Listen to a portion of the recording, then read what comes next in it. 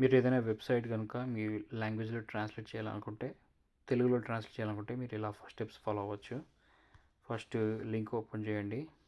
Suppose ఈ పేజ్ని నేను తెలుగులో ట్రాన్స్లేట్ చేయాలనుకుంటున్నాను. ఓకే, సో ఇక్కడ మీరు ఇక్కడ నా నెంబర్ 14 పక్కన ఇక్కడ 3 డాట్స్ ఉన్నాయి. ఆ 3 డాట్స్ని క్లిక్ చేయాలి.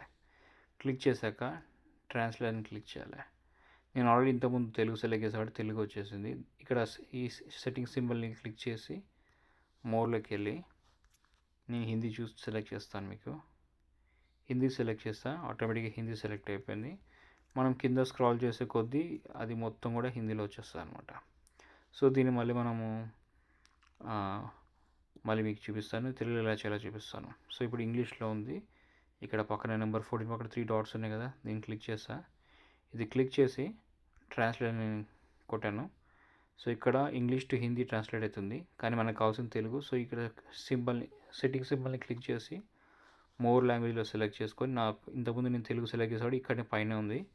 ఒకవేళ మీకు అక్కడ లేకుంటే కనుక కింద మీకు ఆల్ఫాబెటికల్ ఆర్డర్ ప్రకారము PQRST ఇగో ఇక్కడ తెలుగు ఉంది కదా, తెలుగు సెలెక్ట్ చేసుకోండి. సో అప్పుడు మీకు తెలుగు సెలెక్ట్ అయిపోతుంది. ఇందులో మీరు ఇంకేదైనా సరే వేరే వెబ్సైట్కి ఏమైనా మీరు క్లిక్ చేస్తే కనుక మరలా మీకు ఇంగ్లీష్లో వస్తుంది, ఎందుకంటే ఒరిజినల్ లాంగ్వేజ్ ఇంగ్లీష్ ఉంది కాబట్టి. సో అలాంటప్పుడు ఏం చేస్తారంటే మళ్ళీ 3 డాట్స్ క్లిక్ చేయండి, ట్రాన్స్లేట్ టు తెలుగు అయిపోయింది, తెలుగు ట్రాన్స్లేషన్ అయిపోయింది. సో ఇదంతా కూడా మీరు డైరెక్ట్ తెలుగులో చదవచ్చు.